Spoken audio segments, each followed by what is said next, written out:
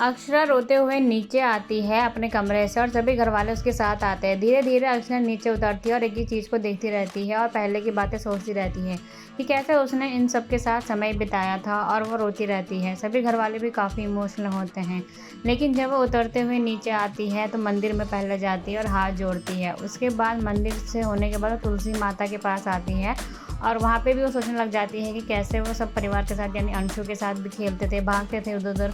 उसके बाद उसको ये दिखाया जाएगा कि अक्षरा जब वहाँ पे आ जाती है जहाँ पे सारे मेहमान होते हैं और नैतिक होता है, तो उसके बाद उसकी विदाई की जो रस्म होती है वो शुरू की जाती है। धीरे धीरे सभी घरवाले गेट की तरफ बढ़ते हैं और उसके साथ साथ नैतिक और अक्षरा दोनों।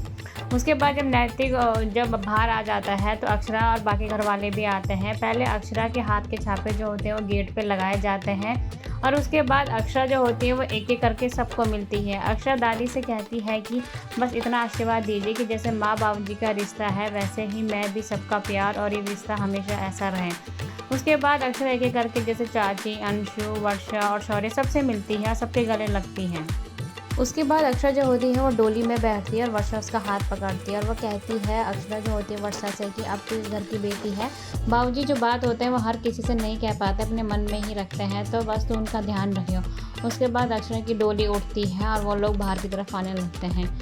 थोड़ा सा आने के बाद वो जो लोग होते हैं अक्षरा को डोली से उतारने के बाद अक्षरा को गाड़ी में बैठाते हैं और फिर से अक्षरा और नैतिक का गठबंधन करती है रश्मि।